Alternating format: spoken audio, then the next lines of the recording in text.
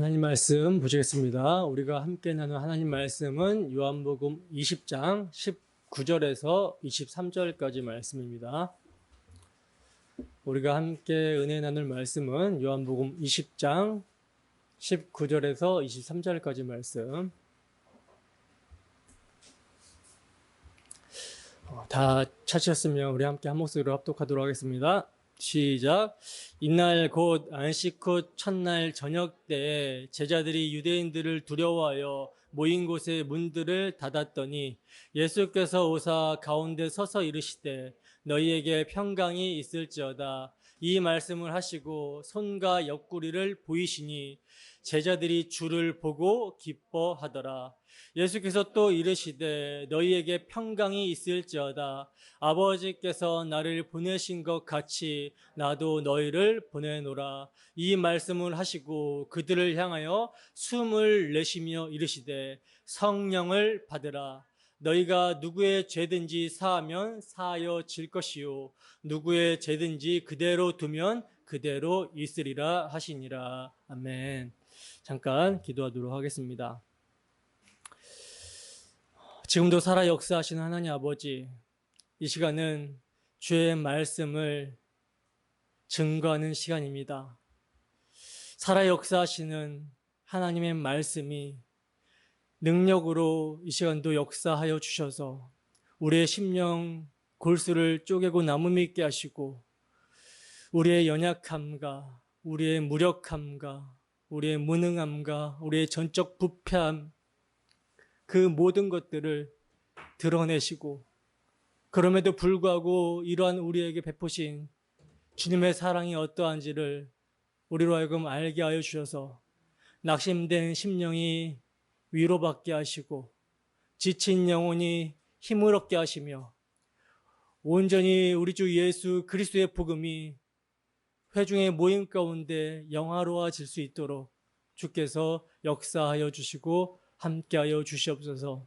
이를 위하여 부족한 사람이 강단에 섰사오니 저의 자치는 십자가 뒤로 감춰주시고 온전히 십자가에 피 흘리신 예수 그리스도의 영광만이 드러날 수 있도록 함께하여 주시옵소서. 감사드리며 거룩하신 예수 그리스도의 이름으로 기도드립니다. 아멘. 주 예수의 평강이 주어진 자들이여 평강의 복음을 전하라. 주 예수의 평강이 주어진 자들이여 평강의 복음을 전하라 라는 말씀으로 하나님 말씀 증거하도록 하겠습니다. 여러분 우리가 지난 시간에는요 부활하신 예수님께서 막달라 마리아에게 나를 만지지 말라라고 말씀하신 그 의미에 대해서 살펴봤었습니다. 부활하신 예수님께서는 막달라 마리아에게 찾아와 주셨고 또 그를 부르시면서 당신 자신을 나타내 주셨죠. 그래서 그 음성을 듣고 마리아가 부활하신 예수님을 알아보게 됩니다. 그리고 이제 마리아가 반가운 마음에 예수님을 붙들고 만지려고 하자 주님은 그녀에게 나를 만지지 말라고 이렇게 말씀을 하셨는데 여러분 이 내용이 4복음서 중에 요한복음에만 있는 내용이라고 말씀을 드렸잖아요. 그러니까 사도 요한이 이 내용을 지금 기록을 하고 있는 것은요 성령께서 이 내용을 통해 예수 그리스도의 부활의 영적인 의미를 성경의 독자인 교회에게 가르쳐 주시기 위해서 기록을 하게 하신 거라는 거예요. 그렇다면 부활하신 예수님께서 막달라 마리아에게 자신을 만지지 말라고 말씀하신 영적 의미가 무엇인가? 여러분 무엇이었습니까? 구약의 첫 이삭이 바쳐지게 되는 날이 유월절 양 잡는 날로부터 3일 후예요. 근데 첫 이삭이 바쳐지는 날에는요, 그 첫 이삭이 요제로 하나님께 연락되어 드려지기 전까지 그 나머지 곡식들을 백성들이 생으로 볶아 먹든 어떻게 먹든 절대 먹지 못하게 하시죠. 이것을 율례로 말씀을 하셨습니다. 이것을요, 영원히 이스라엘 백성들이 지켜야 되는 규례로 말씀을 하셨다는 거예요. 때문에 첫 이삭이 온전히 하나님께 연락되어 드려지게 될 때 그 이후에야 나머지 곡식들을 백성들이 먹을 수가 있었습니다. 여기에는요, 여러분, 중요한 의미가 있다라고 말씀을 드렸죠. 어떤 의미입니까? 하나님의 독생자, 예수 그리스도를 상징하는 유월절 어린 양의 피로 이스라엘 백성들의 장자들이 대속함을 받아요. 그리고 그 장자들이 대속함을 받는 그 안에는 나머지 식구들도 대속함을 받는 대표성의 원리입니다. 그러니까 그 장자 안에는 그 장자 안에서 나머지 식구들도 구원을 받게 되기 때문에 이것을 절대 잊지 말라는 의미가 들어가 있는 거예요. 그래서 첫 것이 드려짐을 통해서 나머지의 것들도 모두 거룩하게 되어 하나님께 속하게 된다라는 대표성의 원리가 이 영원한 규례에 들어있는 것입니다. 바로 예수님께서는요, 이 구약의 말씀을 성취하시는 거예요. 예수님은 십자가에 죽으시고 3일 만에 부활하심으로 말미암아, 즉 첫 이삭을 드리는 안식 후 첫날 부활하심으로 말미암아 첫 열매로 하나님께 드려지신 거예요. 때문에 그가 첫 열매로 드려지실 때 이 나머지 열매들, 예수 그리스도 안에서 구원을 받게 되는 나머지 열매들도 거룩하게 되어서 하나님께 속하게 되는 것입니다. 그래서 예수님의 아버지가 곧 우리의 아버지가 되는 것이며 예수님의 하나님이 곧 우리의 하나님이 되는 거예요. 그러니까 예수님의 죽으심과 부활로 말미암아 하나님과 단절이 되었던 관계가 새로운 관계가 이루어지고 형성이 되게 된다는 것입니다. 근데 지금 마리아가 예수님을 만지려고 할 때는 지금 어떤 상태예요? 예수님이 아직 승천하시기 전의 상태죠. 승천하시지 않은 상태고 그래서 성령이 임하지 않은 상태입니다. 때문에 마리아가 지금 무엇을 모르고 있는 상태입니까? 예수님의 죽으심과 부활의 의미를 모르는 상태에 있는 것이죠. 첫 열매 되시는 예수 그리스도로 말미암아 나머지가 다 거룩하게 되어서 하나님께 드려지게 되는 그 의미를 모르고 있는 상태예요. 바로 이런 상태에서는 예수님과의 새로운 관계에 참여할 수 없다라는 것을 성령께서는 본문을 통해서 말씀해주고 있었던 거예요. 그래서 마리아에게 주님은 당신을 만지지 말라고 하신 것입니다. 그러니까 만지고 안 만지고가 중요한 게 아니라 예수님께서 부활하심으로 말미암아 그 부활의 첫 열매가 되셔서 나머지도 거룩하게 되는, 그래서 새로운 관계가 형성이 되는 그 예수님의 대속하심을 확증하는 부활의 의미를 아느냐 모르느냐, 이것이 중요하다라는 거예요. 예수님께서 부활의 첫 열매가 돼서 하나님께 드려진 바 되었고, 그래서 나머지 열매들도 거룩하게 되어 하나님께 속하게 되었고, 그래서 이제 하나님과의 새로운 관계가 형성이 되고 이루어지게 되는데, 이것을 이루고 가능하게 하는 예수님의 대속적인 죽음과 부활의 의미를 모르면 이 새로운 관계에 참여할 수 없다라는 것입니다. 여러분, 지난 한 주도 우리 주님의 죽으심과 부활하심이 어떠한 의미인지 묵상하며 이를 믿음으로 부활의 첫 열매 되신 예수 그리스도로 말미암아 이루어진 하나님과의 그 새로운 관계, 이 관계를 누리면서 사셨습니까? 죄 아래, 진노 아래, 심판 아래 하나님과 원수가 되어서 하늘의 영원한 생명과는 전혀 상관없는 그 진노의 자식이었던 우리가 예수님의 십자가 죽으심과 이것을 확증하는 부활, 우리 주 예수 그리스도께서 첫 열매가 되심으로 말미암아 그 안에서 우리가 하나님께 받아들여진 바 되었다는 거예요. 그래서 예수님의 아버지를 나의 아버지라고 부르게 되었고, 예수님의 하나님을 나의 하나님이라고 부를 수 있는, 하나님을 아빠, 아버지라 부를 수 있는 하나님의 거룩하고 복된 자녀가 되었다는 사실입니다. 맏아들 예수 그리스도 안에서 우리가 양자로 여김받고 그 양자들이 되었다는 사실이에요. 이게 여러분 얼마나 엄청난 사실인지 아시겠습니까?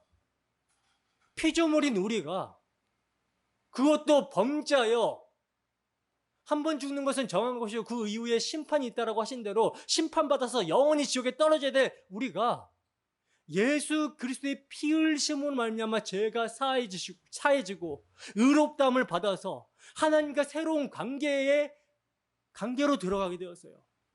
하나님이 우리의 기업이 되고 우리가 하나님의 기업이 되고 그 연합이 일어나는 그 엄청난 사실, 그 놀라운 사실, 이 사실을 여러분 우리가 잊지 말아야 되는 것입니다. 잊어서는 안 되는 거예요. 이 엄청난 사실이 여러분, 이 구원으로 말미암는 새로운 관계가 얼마나 중요하냐면 하나님께서는요, 유월절 어린 양의 피로 하나님과 새로운 관계, 즉 너희는 내 백성이 되고 나는 너희 하나님이 되리라 하신 관계로 들어가게 된 출애굽한 이스라엘 백성들에게 이것을 잊지 않게 해주시기 위해서요, 출애굽한 달, 유월절 어린 양의 피로 그들을 건져내서 탈출하게 해주신 그 달을요, 일월로 바꿔버려요. 정월로 바꿔버려서 그 달을 절기로 지키게 하십니다. 잊지 말라는 거예요. 그리고 하나님은 또 그들에게 율법을 주셔서, 율법은 뭐예요? 그리스도께로 인도하는 몽학 선생이라고 하잖아요. 초등 교사라고 하잖아요. 그러니까 율법을 주시고 그 율법을요, 자녀에게 부지런히 가르치며 집에 앉아 있을 때든지 누웠을 때든지 일어날 때든지 이 말씀을 가르치라고 하셨고, 이 말씀을요 손에 메고 기호를 삼고 이마에 붙여서 표로 삼고 집 문 앞에까지 기록해서 잊어버리지 말라고 하셨습니다. 뭘 잊지 말라는 거예요? 율법을 통해서 뭘 알라는 것입니까? 하나님께서 세워주신 메시아 언약 안에서 너희가 내 백성이 되었다. 이거 잊지 말라는 것이죠. 여러분, 이들에게는, 이스라엘 백성들에게는 여러 부분과 여러 모양과 그림자와 상징과 모형으로 말씀을 해주시며 계시를 해주셨습니다. 때문에 이들은 이것을 통해서 장차 오실 그리스도를 바라보고 하나님과 교제하는 것을 잊지 말아야 됐어요. 그러나 우리는 그 말씀의 실체이신 예수 그리스도와 그의 십자가를 분명하고 명확하게 알고 있습니다. 그러니 더욱더 우리는 그 의미를 잊지 말아야 되는 거예요. 제가 너무나 강조해서 말을 해서 여러분들에게 인해 박혀버릴까 봐, 그래서 이 말씀이 형식적으로 받아들여지게 되면 어떡하지? 라고 하는 걱정도 사실 있지만 어쩔 수가 없습니다. 제가 이제 역량이 부족해서 반복해서 말하는 것은 어쩔 수 없는 것이지만, 우리가요 죽는 그 순간까지, 아니 죽어서도 찬양해야 되는 것은, 잊지 말아야 되는 것은 우리 주 예수 그리스도의 십자가 피 흘리심, 그 죽으심의 공로, 이것을 확증하는 부활입니다. 이 예수님의 죽으심과 부활의 복음이 우리에게 영원한 하나님과의 관계를 형성케 하고, 하나님이 우리의 기업이 되고 우리가 하나님의 기업이 되고, 하나님이 우리의 하나님이 되어주시고 우리가 영원한 하나님의 백성이 된다라는 이 사실, 이것을 잊지 않기 위해서 저는 외칠 수밖에 없어요. 이렇게 외쳐도 여러분들 생활하러, 한 주의 생활을 살아갈 때 쉽게 망각해버립니다. 이렇게 미친 듯이 외쳐도, 인해 박힐 정도로 얘기를 해도 나가는 순간 이것을 망각해버리는 게 우리의 모습이에요. 죄인된 모습이에요. 그리고 이것을 망각해버리면 삶에서도요 경건을 놓칩니다. 그래서 이것을 외칠 수밖에 없어요. 때문에 오늘도 이 예수님의 죽으심과 부활의 복음이 성령의 나타나심과 역사하심으로 말미암아 새롭게, 또 그 사랑의 깊이와 넓이와 길이와 높이가 더욱더 깊이 깨달아지고, 그래서 감격과 감사함이 넘치는 그런 우리의 모습이 되기를 주님의 이름으로 축원합니다. 19절 말씀 보겠습니다. 함께 읽습니다. 시작. 이날 곧 안식 후 첫날 저녁 때에 제자들이 유대인들을 두려워하여 모임 곳의 문들을 닫았더니 예수께서 오사 가운데 서서 이르시되 너희에게 평강이 있을지어다. 아멘. 자, 보시면 이 날 곧 안식 후 첫날 저녁 때라고 하면서 오늘 본문 말씀은 시작이 되고 있는데 이 날은요, 주님께서 부활하시고 그 부활하신 주님께서 막달라 마리아에게 나타나셔서 형제들에게 가서 내가 내 하나님 곧 너희 아버지, 내 하나님 곧 너희 하나님께로 올라간다라고 전해라 하신 그 날입니다. 그래서 18절에 보시면 막달라 마리아가 제자들에게 가서 뭐라고 말을 전하고 있죠? 내가 주를 보았다. 주께서 내게 이렇게 말씀하셨다라는 것을 이야기했다라고 그러죠. 그러니까 이때는요, 제자들이 막달라 마리아로부터 예수님의 부활에 대한 소식을 들었고요. 또 예수님의 부활을 목격했던 여자들, 그리고 엠마오로 내려가던 두 제자가 부활하신 예수님을 만나고 다시 예루살렘으로 돌아가서 제자들에게 예수님을 만난 이야기를 전한 이후라는 거예요. 저녁입니다. 근데 오늘 본문을 보시면 지금 제자들이 어떤 모습을 취하고 있습니까? 제자들이요, 유대인들을 두려워해서 모인 곳의 문들을 닫았다라고 그래요. 그러니까 그 문을 걸어 잠고 있는 것이죠. 여러분, 왜 제자들이 이렇게 두려워하고 있는 걸까요? 마가복음 16장 10절에서 13절 말씀 한번 보겠습니다. 함께 했습니다. 시작. 마리아가 가서 예수와 함께하던 사람들이 슬퍼하며 울고 있는 중에 이 일을 알림해 그들은 예수께서 살아나셨다라는 것과 마리아에게 보이셨다는 것을 듣고도 믿지 아니하니라.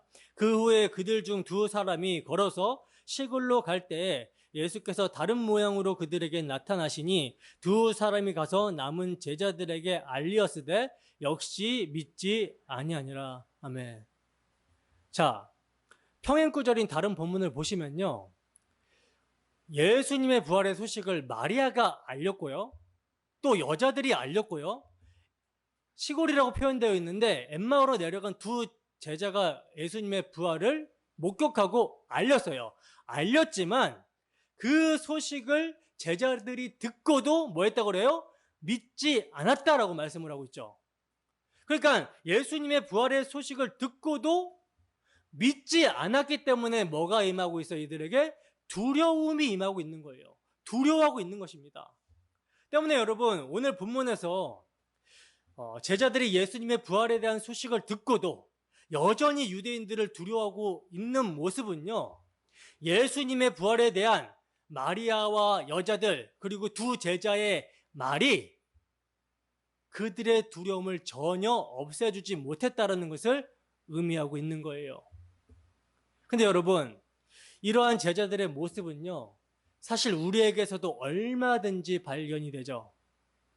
우리는 설교를 듣고 성경을 공부하면서 예수님에 대해서, 그의 복음에 대해서, 천국에 대해서 수없이 말을 많이 듣고 있습니다. 그러나 그러한 말들이 우리가 세상을 살아갈 때 얼마나 힘이 되고 있으며 얼마나 위로가 되고 있으며 얼마나 소망이 되고 있는가, 이것을 생각해 본다면 다시 사신 예수님에 대한 말을 듣고도 여전히 유대인들을 두려워하고 있는 제자들의 모습이, 야, 저게 내 모습이구나 라는 사실을 각성하게 된다는 거예요. 그렇잖아요. 그죠? 제자들의 모습이요, 우리들의 모습과 동일하다라는 것을 부인할 수가 없습니다. 때문에 여러분, 이러한 제자들을 누가? 예수님이 찾아와 주신다라는 거, 믿음이 없는 제자들에게 찾아와 주시는 모습은요, 오늘날 연약한 가운데 있는 우리들에게 찾아와 주셔서 말씀해 주신다라는 것을 의미하기 때문에 우리에게 정말로 위로와 소망이 되는 거예요. 선한 목자이신 주님은 자신의 양들을 끝까지 책임져 주시는 것입니다. 이것이 여러분 얼마나 위로와 소망이 됩니까? 그렇지 않다면 우리는 진작에 유기됐을 거예요. 여러분, 예수님의 제자들은요, 지금까지 제자다운 모습을 드러내지를 못했습니다. 말로는 예수님을 위해서 죽을 수 있다고, 주와 함께 어디든지 가겠습니다, 우리가 예수님과 함께 죽으러 가자라고 외쳤지만, 그러나 그들은 예수님께서 십자가를 지시기 위해서 붙잡히셨을 때 자기들의 안위를 지키기 위해서, 자기들의 목숨을 보존하기 위해서 예수님을 다 버리고 도망친 자들이었다라는 거예요. 그러므로 이러한 그들에게 예수님이 다시 찾아와 주셨다라고 말씀하시는 오늘 본문의 내용은요, 예수님 앞에서 인간은 어떤 존재인가를 생각하게 합니다. 한마디로 예수님 앞에서 자기 공로를 주장할 수 있는 사람은 없다는 거예요. 예수님 앞에서 잘난 사람은 아무도 없다라는 것입니다. 여러분, 제자들이 제자다운 모습을 보여주지 못하고 있는 것처럼 우리 역시 믿는 성도의 모습, 신자다운 모습을 보이지 못하고 살아갈 때가 많습니다. 그런데 이러한 우리를 내버려 두시거나 포기하지 아니하시고 예수님은 찾아와 주셔서 말씀을 하시는 거예요. 때문에 이 주님의 세상에 있는 자기 사람들을 끝까지 책임져 주시고 사랑하시는 사랑이 제자들을 마침내 믿는 자로 만들어 내시는 거예요. 그래서 두려움이 없이 담대하게 주 예수를 위해서 살고 죽는 자로 만들어 내시더라는 거죠. 주께서 하시는 일에 여러분 소망이 있는 거예요. 주께서 찾아와 주시면 여러분 소망이 있는 것입니다. 이것이 여러분 주님의 은혜이며 사랑입니다. 때문에 우리에게 성도로서 믿는 자의 모습이 나타나고 주 예수께 잡힌 바 된 그것을 잡으려 달려나아가는 그런 열정이 우리에게 보인다면 이것은요, 나를 나대게 하시는 주님의 은혜이지 우리의 노력과 열심이라는 말을 감히 할 수가 없다라는 거예요. 절대 주님 앞에서 내가 무엇을 했다, 내가 어떻게 했다라고 하는 교만을 떨 수 없는 것입니다. 이게 구원받은 자의 모습이에요. 이게 주님의 은혜를 아는 자의 모습입니다. 자, 보세요. 지금 제자들의 모습은요, 예수님의 부활에 대한 소식을 듣고도 이것을 믿지 못하며 유대인들을 두려워하여 모인 곳의 문들을 닫아 잠그고 숨어 있는 상황이에요. 그런데 이때 그 걸어 잠가 놓은 제자들이 모여 있는 곳으로 예수님께서 들어오십니다. 그리고는 두려워 떨고 있는 제자들에게 너희에게 평강이 있을지어다 라고 말씀을 하시는 거예요. 여러분, 지금 예수님은요, 제자들이 문을 열어서 들어오신 것도 아니고 밖에서 문을 두드리신 것도 아니에요. 제자들이 그들이 원하던 원치 않던 그냥 불가항력적으로 그들에게 찾아오신 것입니다. 그 문을 뚫고 부활의 몸으로 찾아오신 거예요. 잠가놨으니 부활의 몸이 아닌 그냥 몸으로는 들어가지 못하겠죠. 그러나 예수님께서는 부활의 몸을 입었고 그 부활의 몸은 잠가놓았던 문을 뚫고 들어오시는 것입니다. 찾아와 주시는 거예요. 그들의 모습이 어떠하든지 무엇 때문에 두려워하고 있던지 간에 그들에게 찾아오시는 거예요. 그리하여 두려움의 근원을 제거하시고 평강을 주시는 것, 이것이 여러분 구원입니다. 그런데 여러분, 여기서 우리가 한 가지 생각할 것은요, 비록 예수님께서 찾아와 주셔서 직접 평강이 있을지어다 라고 말씀을 하셨지만 그렇다고 해서 제자들에게 자동적으로 평강이 주입되는 것은 아니라는 사실이에요. 그러니까 지금 예수님의 말 한마디 때문에, 말씀 한마디 때문에 갑자기 두려움이 사라지고 용기가 생겨가지고 문을 활짝 열어놓고 모임을 갖는 그런 결과로 나타나지 않았음을 우리가 생각해야 된다는 거죠. 여러분, 예수님께서 제자들에게 찾아오셔서 평강이 있을지어다 라고 말씀하셨지만 그 평강이라는 마음이요, 따로 있는 것이 아닙니다. 그 평강이라는 마음을 이렇게 따로 딱 주시는 게 아니라는 거예요. 평강은요, 평강이라는 마음은 두려움이 있을 때 그 두려워하던 것들이 전혀 두려워할 대상이 아님을 알게 되었을 때 그 상태를 가리켜서 평강이라고 말하는 거예요. 그러니까 하나님과 우리 사이에 가로막힌 게 두려움이라면 그것을 제거하고 난 상태를 평강이라고 하는 것입니다. 여러분, 지금 제자들이 왜 두려워하고 있죠? 왜 두려워하고 있습니까? 자신들은 예수가 다윗의 왕국을 재건하여 줄 메시아로 알고 따랐어요. 따랐는데 그러니까 경제적, 군사적, 정치적 능력을 가지고 강력한 메시아 왕국을 세우실 그런 메시아로 알고 예수를 따랐는데, 유대인들이, 종교 지도자들이 예수를 신성모독죄로 걸어가지고 십자가에 못 박아 죽여버린 거예요. 그러니 그 예수를 메시아로 추종하면서 따랐던 자신들도 혹시나 걸리게 되면 예수님처럼 그렇게 죽게 될까 봐 두려워서 숨고 있었던 거라는 거죠. 그러니까 지금 제자들은요, 예수님을 주는 그리스도시요 살아계신 하나님의 아들이라고 고백을 하면서도 그분께서 왜 죽으시고 왜 다시 살아나야 하시는지를 모르는 상태입니다. 예수님을 그저 육체로만 생각하고 있는 거예요. 그저 예수님께서는 다윗의 무너진 왕국을 회복시켜 주셔서 나의 필요를 채워주시고 나의 욕구를 채워주시는 그런 분으로 육체로 알고 있는 것입니다. 그래서 자신들의 죄가 무엇인지를 모르고 그 죄가 해결되어야지만이 하나님과의 새로운 관계 속으로 들어가게 되어서 영적 이스라엘로 회복이 된다는 사실을 모르고 그저 자신의 육체적인 안위를 걱정하면서 두려워하고 있는 모습이라는 거예요.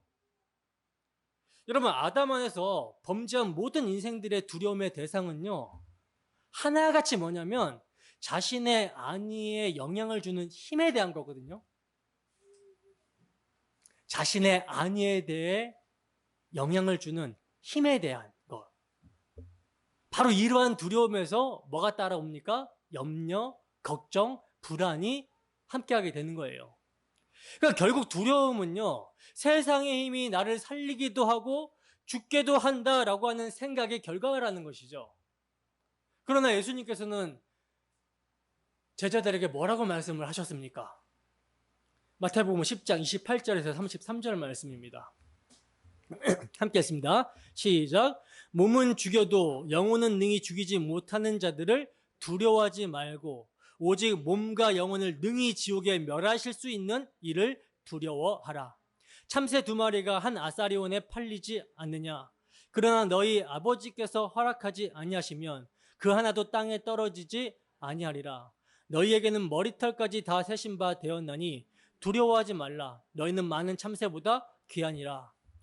누구든지 사람 앞에서 나를 시인하면 나도 하늘에 계신 내 아버지 앞에서 그를 시인할 것이요, 누구든지 사람 앞에서 나를 부인하면 나도 하늘에 계신 내 아버지 앞에서 그를 부인하리라. 아멘. 보세요, 여러분. 우리 주님께서는요, 몸은 죽여도 영혼은 능히 죽이지 못하는 자들을 두려워하지 말고 오직 몸과 영혼을 능히 지옥에 멸하실 자를 두려워하라고 말씀을 하고 있어요. 근데 지금 제자들의 모습이 어떤 모습이에요? 몸을 죽일 수 있는 유대인들은 두려워하면서 하나님을 두려워하지 않고 있는 모습인 것이죠. 유대인들을 두려워하여 숨고 있는 모습입니다. 그러니까 이들의 모습은 결국 세상의 힘에 대한 두려움 때문에 무엇을 지금 망각해버린 거예요? 몸과 영혼을 능히 지옥에 멸하실 분을 망각해버리고 있는 것이죠. 몸과 영혼을 능히 지옥에 멸하시는 분 앞에서 자신이 어떠한 죄인이고 그 죄인을 구원하시기 위해서 어떤 분이 메시아로 그리스도로 오셨고 그분이 그러한 죄인을 구원하시기 위해서 무슨 일을 행하셨는지 복음을 모르고 있는 거예요. 복음을 제대로 알았다면 지금 제자들은 이렇게 두려워하여 숨고 있지 않았을 것입니다. 오늘날 우리도 마찬가지입니다. 우리는 무엇을 두려워하고 있습니까? 무엇에 대한 염려와 불안을 가지고 있습니까? 우리가 두려워하는 것이 우리의 육신의 아니 때문이라면 지금 제자들처럼 우리 또한 오직 몸과 영혼을 능히 지옥에 멸하실 수 있는 분을 망각하고 있기 때문이라는 거예요.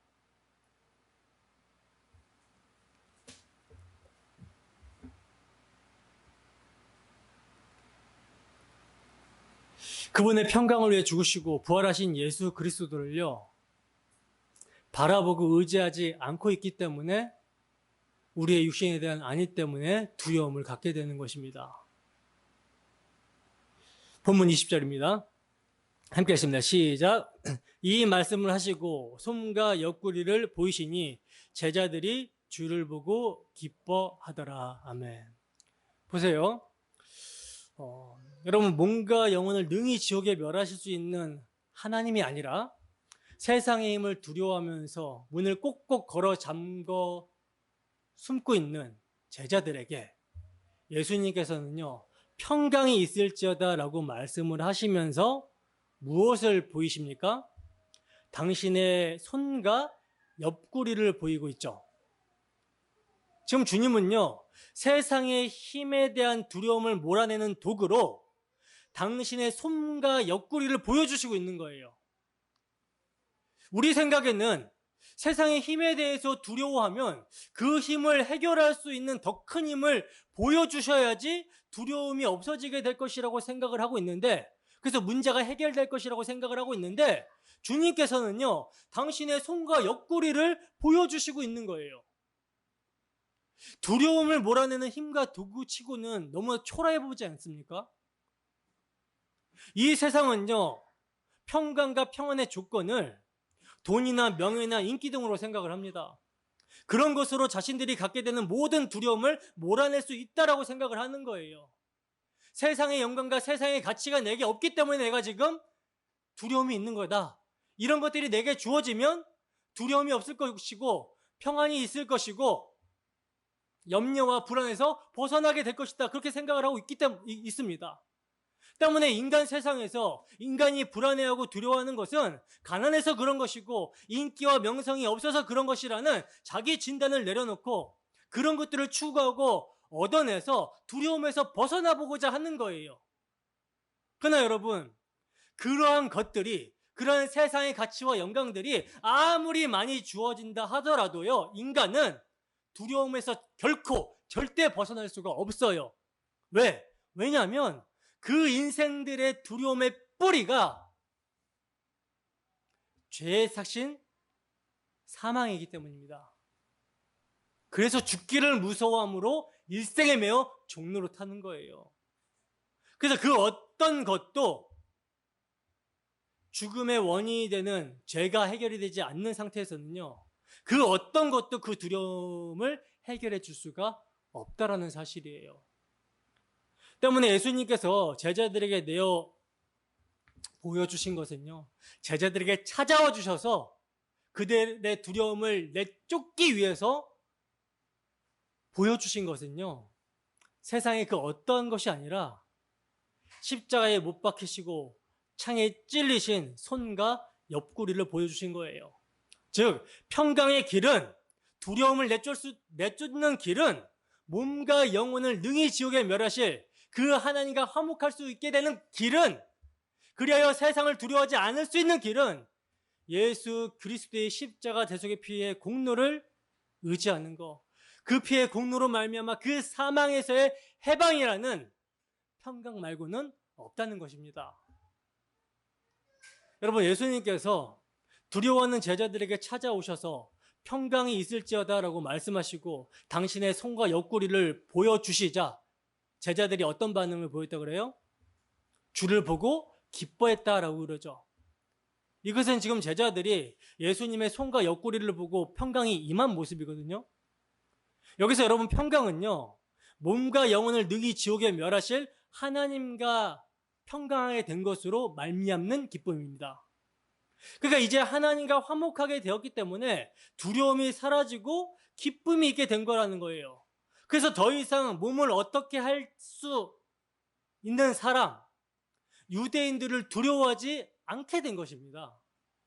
그렇다면 두려워하던 제자들이 예수님의 손과 옆구리를 보고 어떻게 두려움이 사라지게 되고 평강이 임하게 되었을까요? 누가복음 24장 36절에서 49절 말씀입니다. 함께 하십니다. 시작.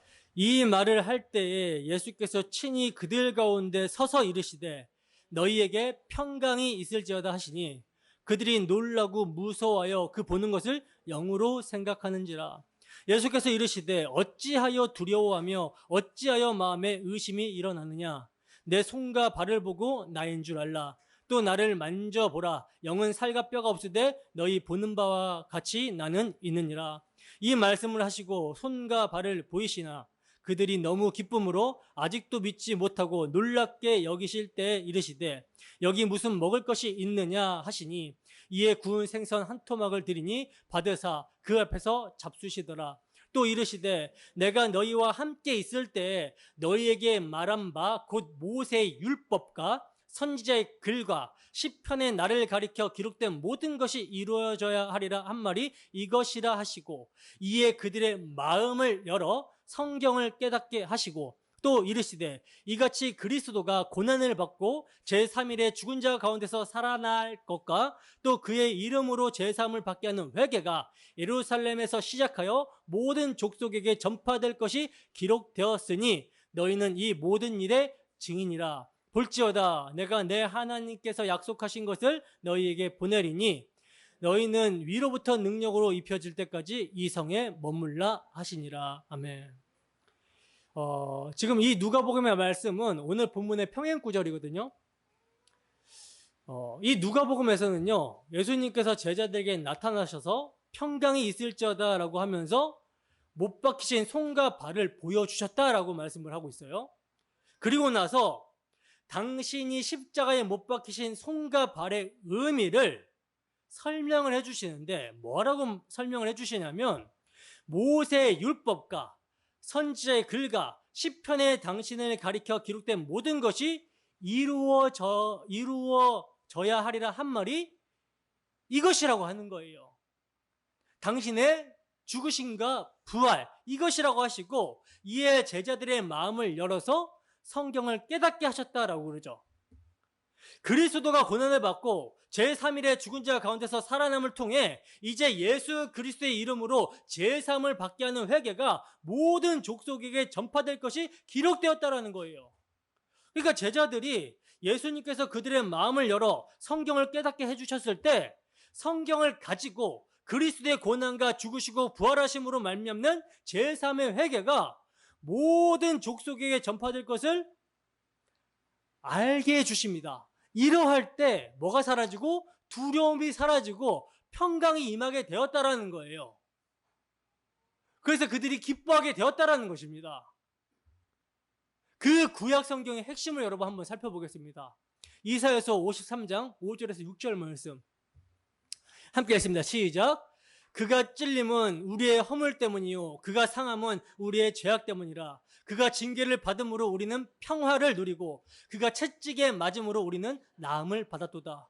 우리는 다 양 같아서 그릇 행하여 각기 제 길로 갔거늘 여호와께서는 우리 모두의 죄악을 그에게 담당시키셨도다. 아멘. 바로 이 평화, 이 평강, 이 평안 에이레네를 예수님께서 어린 양으로 유월절 어린 양으로 화목제물로서 오셔서 죄인인 우리의 대속을 위해서 상함을 받고 징계를 받고 채찍에 맞으심으로 그가 우리의 모든 죄악을 짊어지시고 십자가에 피 흘려 찢겨서 죽으심으로 이루셨다라는 거예요. 이게 구약 성경이 증거하는 바라는 것입니다. 이 성경이 증거하는 복음이 깨달아질 때 그래서 근원적인 죄의 문제가 해결이 되자 제자들에게 뭐가 임해요? 평강이 임하게 되었던 것입니다. 그래서 두려움은 사라지고 기쁨이 있게 된 거예요. 주님께서는 십자가 지시기 전에 뭐라고 말씀하셨습니까? 예수님께서 계속 죽으러 가신다고 하니까 제자들이 두려워서 떨고 있었잖아요. 그래서 예수님께서 뭐라고 말씀하시죠? 지금은 너희가 근심하나 내가 다시 너희를 보리니 너희의 마음이 기쁠 것이라고 이렇게 말씀을 하셨는데 이 말씀이 지금 성취가 되고 있는 모습입니다. 지금 제자들은 예수님의 부활의 소식을 듣고서도 믿지 못하고 두려워서 떨고 있었어요. 근데 그러한 그들에게 부활하신 주님께서 들고 오신 것은요, 두려워하는 제자들에게 돈을 가지고 오신 것이 아닙니다. 세상의 권세와 힘을 가지고 오신 것이 아니에요. 커다란 예배당을 가지고 오신 것도 아닙니다. 평강을 주시고자 당신의 손에 못 박히신 자국을 가지고 오셨어요. 옆구리에 창에 찔린 흔적을 가지고 오셨습니다. 그리고는 그 의미를 성경을 통해 깨닫게 하시자 예수님이 그 십자가로 무엇을 이루셨는지 제사함에 대해서 각성하게 되고 이로운 말미암아 제자들에게 평강, 기쁨이 임한 것입니다. 이러한 기쁨이 우리에게 있습니까? 이러한 예수 그리스도의 십자가로 말미암는 제사함, 죄가 근원적으로 제거돼서 하나님과 평강을 누리게 된 그 제사함의 기쁨, 그 평강을 여러분들이 누리고 있습니까? 그 평강으로 말미암는 기쁨이 여러분들에게 충만합니까? 그래서 여러분들 가운데 두려움이 아니라 담담이 생기고 있습니까? 이러한 모습이 있기를 주님의 이름으로 축원합니다. 본문 21절에서 22절입니다. 함께 하겠습니다. 시작. 예수께서 또 이르시되 너희에게 평강이 있을지어다. 아버지께서 나를 보내신 것 같이 나도 너희를 보내노라. 이 말씀을 하시고 그들을 향하여 숨을 내쉬며 이르시되 성령을 받으라. 아멘. 자, 보시면 주님께서는 다시 한번 너희에게 평강이 있을지어다 라고 말씀을 하시고 있는데 첫 번째 평강이요, 예수님의 십자가로 말미암아 하나님 앞에서 제자들의 신분이 변하게 된 그 신분의 관계가 있는 거라면, 두 번째 평강을 말씀하시면 이제 그 십자가로 말미암아 하나님과 평강을 누리게 되며 그 평강을 전하는 제자들의 삶과 사역의 관계가 있는 거예요. 그래서 주님은 평강이 있을지어다라고 말씀하신 후에 뭐라고 말씀하시죠? 아버지께서 나를 보내신 것과 같이 나도 너희를 보내노라, 이렇게 말씀하시죠. 근데 여러분, 주님께서요 이 말씀을 하시고 그들을 향하여 숨을 내쉬면서 성령을 받으라 이렇게 말씀을 하고 있는데, 이 장면에서 뭐가 떠오르십니까? 무언가가 딱 떠오르고 연상이 되지 않습니까? 창세기입니다. 창세기 2장 7절 말씀 함께 했습니다. 시작. 여호와 하나님이 땅의 흙으로 사람을 지으시고 생기를 그 코에 불어넣으시니 사람이 생명이 되니라. 아멘. 자, 지금 주님은 이 창세기에 사람의 창조를 제자들 앞에서 재현하고 있는 거예요. 그러니까 이런 거죠.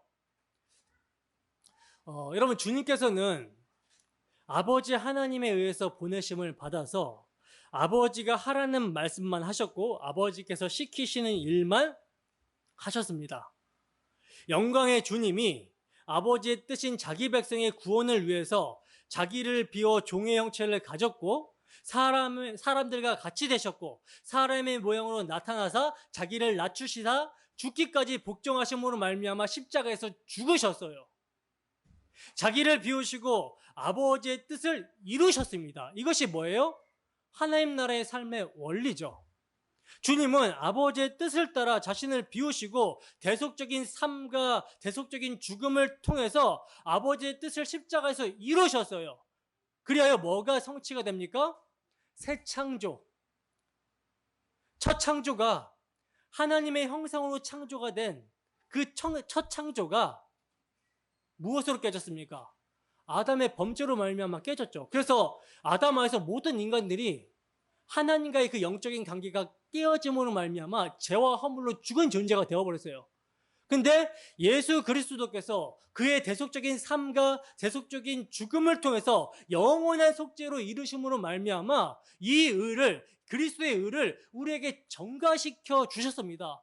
그래서 뭘 이루셨냐면 새 창조를 완성시키신 거예요. 평강을 성취하신 것입니다. 그 성취의 모습을 지금 예수님은요 제자들을 향해 숨을 내쉬는 것을 통해서 보여주시고 있는 거예요. 첫 창조가 하나님의 말씀이신 예수 그리스도로 말미암아 되었듯이 제자들, 즉 하나님 나라의 백성들의 재창조 또한 말씀이신 예수 그리스도의 은혜로 완성이 된다라는 그 구속의 현실을 제자들에게 숨을 내쉬는 장면으로 보여주시고 있는 것입니다. 그리고 그들을 똑같은 새 창조의 동역자로 부르셔서 보내시는 거예요. 그렇다면 주님으로부터 보냄을 받아 새 창조의 동역자로 부르심을 입은 성도는 1차적으로 어떠한 새 창조에 투입이 될까요? 바로 자기 안에서 시작이 된 하나님의 착한 일의 동역자로 1차적으로 부름받는다는 거예요. 예수님께서 숨을 내쉬면서 성령을 받으라 말씀하시잖아요. 여기서 받으라라는 단어가 히브리어로 라베테라는 말인데, 이 말은요, 영접하라라는 말이에요. 영접하라. 그러니까 여러분, 성령을 받는다라는 것은요, 어떤 능력을 받거나 어떤 도구적인 수단을 받는다라는 뜻이 아니라 인격적으로서의 성령을 인간 실존 속에 모신다라는 의미인 것입니다. 이 뜻이에요. 그래서 그 성령께서는 인격적으로 우리 안에 내주하셔서 뭘 깨닫게 하십니까? 예수님의 것과 예수님의 영광을 깨닫게 해주신다라고 그러죠. 예수님의 것, 예수님의 영광이 무엇입니까? 택하신 자기 백성들을 위해서 십자가에서 피 흘리심을 말미암아 구속하신 그 영광이 무엇인지를 알게 해주시는 거예요. 그리고 그것을 근거로 우리 안에 있는 세상, 우리 안에 있는 옛사람, 죄가 무엇인지, 의가 무엇인지, 심판이 무엇인지, 선악과 따먹고 스스로 하나님처럼 되어서 선악의 판단과 기준을 늘 자기 중심적으로 하고 살고 있는 우리에게 찾아와 주셔서 그것을 책망하시면서 죄와 의와 심판의 기준을 예수 그리스도로 알게 해주신다는 것입니다. 그래서 그리스도의 십자가, 사랑, 피 흘리심을 적용하셔서 하나님과의 그 평강을 누리게 해주시는 분이 성령이라는 거예요. 그래서 그 십자가로 말미암은 평강이 성령으로 말미암아 적용된 사도들이 이제 어떻게 됩니까? 평강의 복음을 전하는 자들이 되게 되죠. 때문에 사도들을 통해서 어떠한 역사가 일어난다라고 해도 그 일의 능력의 원천은요, 사도들에게 있는 것이 아니라 사도들 안에 내주한 그리스도의 영, 사도들 속에 인격적으로 내주하고 있는 성령에 있다라는 거, 이것을 의미합니다. 이것이 성령을 받는 거예요. 그리고 이러한 모습은요, 구약 성경에 보면 에스겔서 36장에 대한 새 언약의 성취예요. 에스겔서 36장 25절에서 28절입니다.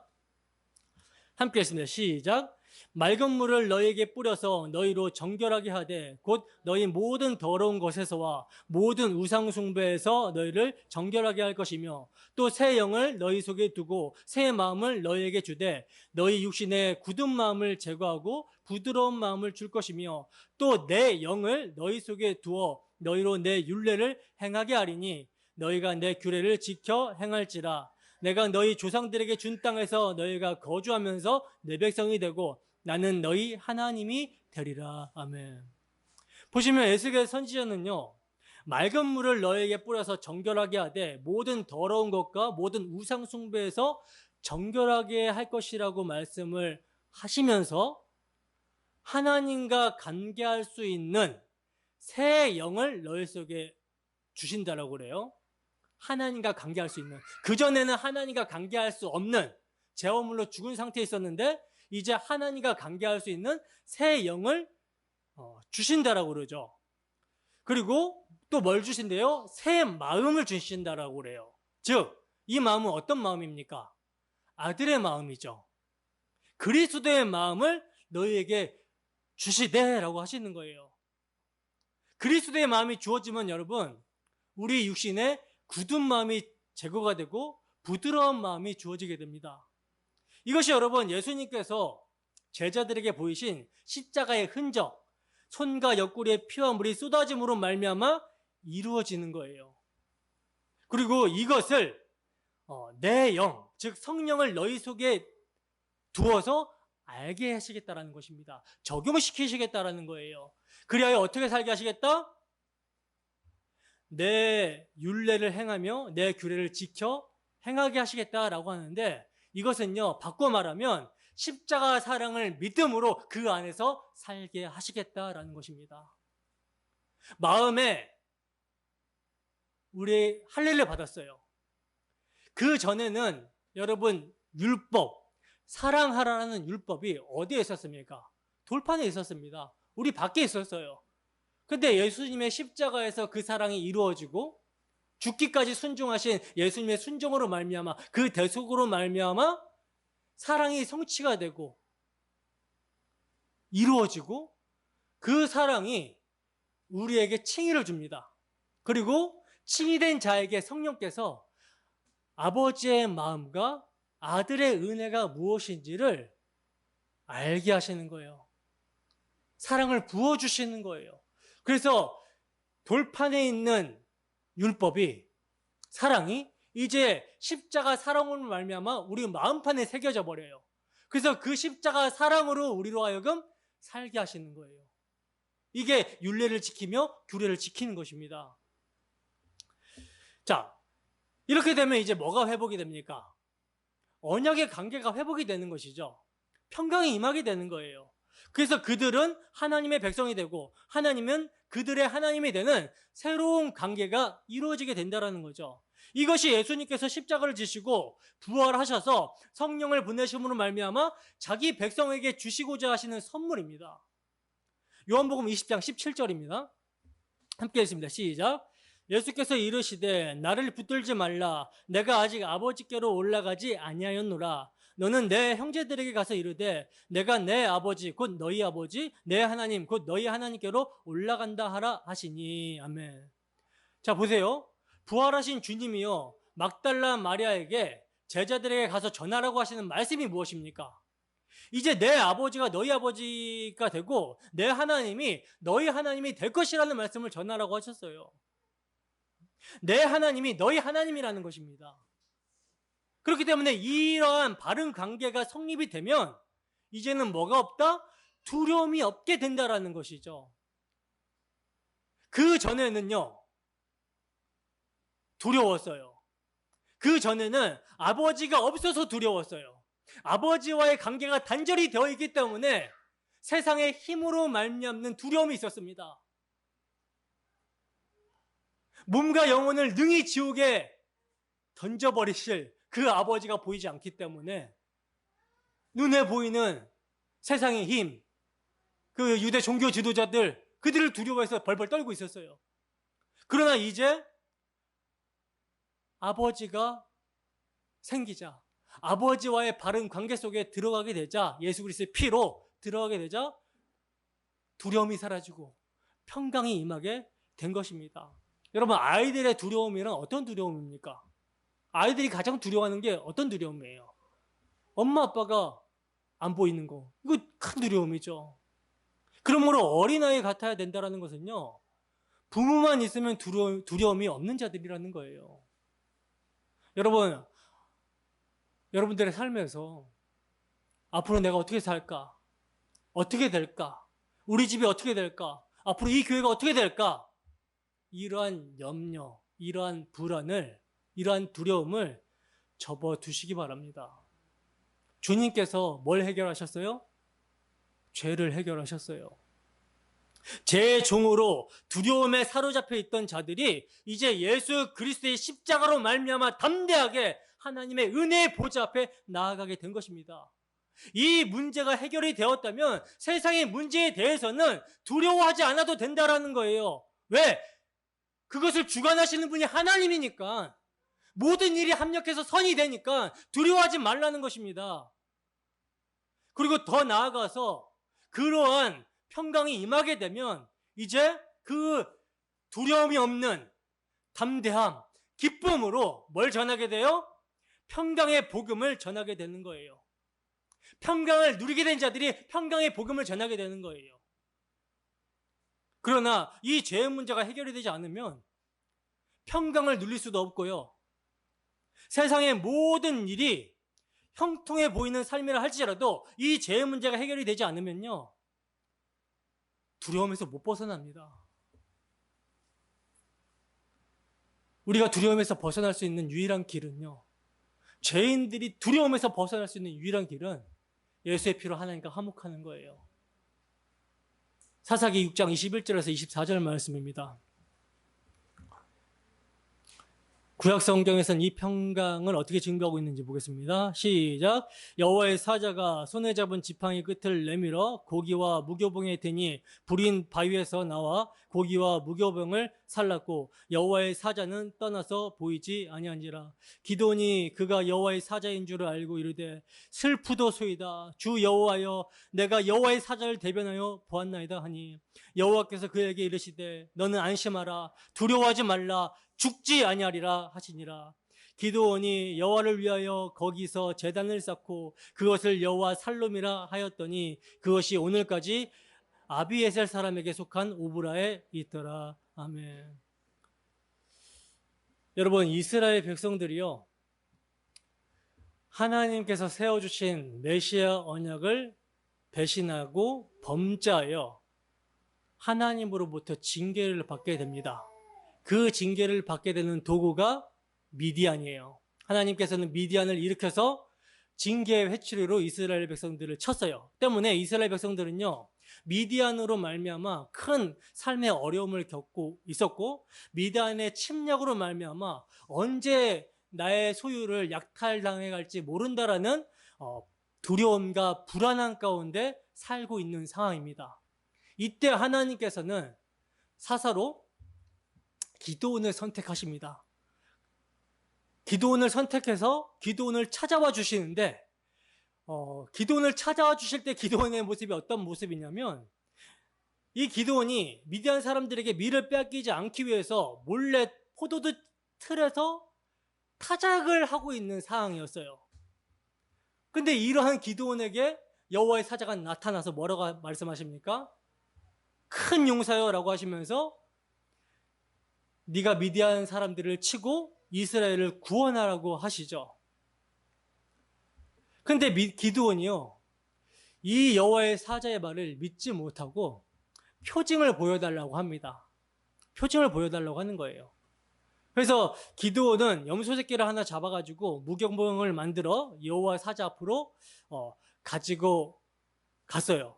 그랬더니 여호와의 사자가 기드온에게 그것들을 바위 위에 올려놓고 그 위에 국을 쏟으라고 명령을 하십니다. 그래서 기드온이 그대로 하자 이 여호와의 사자가 지팡이 끝을 그 재물 위에다가 대니까 어떠한 일이 일어나 버립니까? 바위 위에서, 반석 위에서 불이 나와서 그 재물들을 태워버리시죠. 그리고는 기드온이 이제 그걸 보고 깜짝 놀라서 내가 여호와를 배웠으므로 죽을 것이다 라고 하면서 망연자실하면서 벌벌 떱니다. 이때 여호와께서 기드온에게 뭐라고 말씀하시죠? 너는 안심하라, 두려워 말라, 죽지 아니하리라, 이렇게 말씀을 하셨어요. 오늘 본문에서 두려움에 떨고 있는 제자들에게 평강이 있을지어다 라고 말씀하시는 그 주님의 모습과 흡사하죠. 이스라엘 백성들, 그리고 기드온, 무엇 때문에 떨어야 됩니까? 하나님과의 바른 관계에 있어야 될 자들이 그 하나님의 언약을 배신하고 자기 배를 위한 거, 이것을 두려워하고 떨어야 돼요. 몸과 영혼을 능히 지옥에 멸하실 자를 망각하고 살아간 것 때문에 두려워하고 떨어야 돼요. 근데 이분이 보이지 않으니까 뭐 때문에 두려워서 떨어요? 나타나는 현상, 하나님께서 징계의 도구로 사용하시는 것을 가지고 두려워서 떨고 있는 거예요. 그러나 하나님께서는 이렇게 떨고 있는 자들에게 찾아와 주셔죠. 찾아와 주셔서 당신을 무엇으로 계시하십니까? 여호와 샬롬으로 계시하십니다. 죽어야 될 기드온 대신에 반석 위에 재물이 불살라지고 기드온이 살아나게 되는 구원의 이야기예요. 이 이야기가. 기드온이 한 것은요, 여러분, 아무것도 없습니다. 기드온은요, 그저 은혜와 긍휼을 입어서 살아나게 된 거예요. 범죄했기 때문에, 이스라엘 백성들이 언약을 버리고 배신하고 범죄했기 때문에 미디안을 통해서 침을 받았잖아요. 근데 하나님께서 기드온을 찾아와 주셨어요. 그러면 그 기드온은 범죄했기 때문에 죽어야 되는데, 그 죽어야 될 기드온 대신에 누가? 반석 위의 재물이 희생하는 거. 이 반석의 제물은 누구를 상징해요? 예수 그리스도. 이걸 깨닫고 기드온이 여호와 샬롬이라고 고백을 합니다. 그리고 이렇게 하나님의 은혜와 긍휼을 입어서 예수 그리스도를 상징하는 대속제물로 살아나게 된 기드온이요, 여호와의 샬롬, 평강을 경험한 기드온이요, 이제 이스라엘을 미디안의 손에서 구원하여 여호와의 평강을 주는 자가 되어버리는 거예요. 마찬가지로 여러분, 죄인인 우리가, 두려워 떨고 있는 우리가 하나님을 만나서도 죽지 않고 그와 함께 살 수 있게 되는 것은요, 예수 그리스도의 대속의 공로, 대속의 피 흘리심으로 말미암아 죄가 사함을 받았기 때문입니다. 그러므로 우리가 하나님과 평강을 누리게 되는 거예요. 우리에게 여호와의 평강, 샬롬이 있는 것입니다. 때문에 이것을 가진 자는요, 세상에서 담대할 수밖에 없는 거예요. 예수님께서 뭐라고 말씀하셨습니까? 세상에서 너희가 환난을 당하게 될 것이다. 그러나 담대해라. 왜? 내가 세상을 이기었노라. 무엇으로? 십자가로. 때문에 십자가로 말미암아 평강이 주어진 자들은요, 평강을 주는 자로 보내심을 받게 되는 거예요. 성령을 받은 자들, 그래서 그리스도의 십자가의 의미를 깨닫고 부활의 의미를 깨닫고 평강이 주어지게 된 자들은 평강의 복음을 전하는 자들이 되는 것입니다. 본문 23절 보세요. 함께 읽습니다. 시작. 너희가 누구의 죄든지 사하면 사하여질 것이요 누구의 죄든지 그대로 두면 그대로 있으리라 하시니라. 아멘. 엄청난 권세가 주어지고 있죠. 여러분, 제자들은요, 성령을 받고 파송이 되게 되는데, 보내짐을 받게 되는데, 이것은 여러분 성령이 강림한 후에 되어지는 일이에요. 근데 주님은 이것을 미리 행위 계시로 지금 보여주시고 있는 것입니다.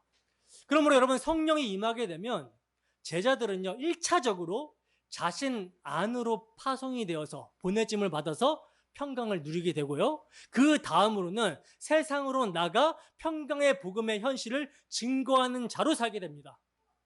때문에 자신들이 어떻게 구원을 얻게 되었는지, 어떻게 죄화물로 죽은 내가 살아나게 되었는지를 아는 성도는 그 구원의 도를 있는 그대로 전하게 되는 거예요. 우리의 자격과 조건과 열심과 노력이 아닌 하나님의 은혜에 의해 우리는 구원을 받게 되는 것이며, 그 새 창조의 언약은 반드시 성취될 것이므로 우리는 평강할 수밖에 없다라는 것을 몸으로, 입으로, 삶으로 나타내 보이며 살아가게 되는 것입니다. 보내심을 받은 평강의 성도들은요, 이 세상의 현실과 현상들과 사건들로 인해서 일희일비하지 않는 모습을 보이며 살아가게 된다라는 말씀이에요. 물론 지금 당장은 아니더라도 오직 은혜로 말미암는 믿음의 분량대로 점점 그렇게 변해간다라는 것입니다. 예수 그리스도의 십자가 복음을 말미암아 성령의 조명하심 가운데 그 사랑의 깊이와 넓이와 크기와 높이를 알아가게 되면 알아가게 될수록 우리의 삶이 그렇게 변화가 되고 바뀌어지게 된다라는 거예요. 우리에게 평강을 주시기 위해 대속의 피를 흘리신 분이 하나님의 아들 그리스도시고, 그분이 우리를 당신 안에서 그 피로 묶어버렸기 때문에 성도의 삶은 구원의 필연성과 은혜의 불가항력성을 증거하는 삶으로 점철이 될 수밖에 없는 것입니다. 우리는 연약한데요. 아니요. 우리는 연약하죠. 맞죠? 우리는 연약합니다. 우리의 힘으로 할 수 없습니다. 그런데 그 피로 말미암아 다 이루셨다 하신 분이 누구신지를 우리는 기억해야 돼요. 그분은요, 하나님이세요. 하나님이 하셨기 때문에 우리의 삶이 이렇게 인dom을 받고 그렇게 되는 것입니다. 그러므로 이렇게 우리가 은혜의 평강의 복음으로 말미암아 평강이 주어지게 되고, 그래서 그 평강을 전하는 자로 지음을 받으면서 인도함을 받게 될 때 세상은요, 두 부류로 갈라지게 되는 거예요. 한 부류는 천부여 의지 없어서 손들고 옵니다라고 하는 구원으로 들어오게 될 것이고, 다른 한 부류는 무슨 놈의 헛소리를 하고 있냐, 헛소리 좀 작작해라 라고 하는 거부하는 반응을 보이게 될 것입니다. 전자는 죄 사함을 받고 후자는 죄 속에서 사망으로 던져지게 될 자들이라는 거예요. 근데 이러한 선택은요, 그들의 노력이나 됨됨이에서 격발된 것이 아니죠. 전자는 하나님에 의해 선택된 사람들이고 후자는 하나님에 의해서 유기된 사람들입니다. 유기되었다라고 하니까 하나님께서 이렇게 버리신 것으로 생각할 수 있는데, 그냥 하나님께서 죄화물로 죽은 상태로 내버려 두시는 그 상태가 유기예요. 근데 모양새를 보면 어떻게 보입니까? 성도의 전도 행위에 의해서 어떤 존재들의 죄는 사해지고 어떤 존재들의 죄는 그대로 있게 되는 것으로 보여지게 되는 것이죠. 하나님이 주 예수의 십자가 대속으로 말미암아 평강을 주신 자들로 하여금 그들을 이제 평강을 전하는 자들로 사용하시는 거예요. 그래서 구원과 심판을 그들을 통해서 행하시는 것입니다. 때문에 성도는 그들의 말과 행실에 있어서 평강의 복음이 전파되는 것이 가려지지 않도록 자기를 쳐서 복종시켜야 되고 주님의 뜻이 이루어지기를 간구해야 되는 거예요.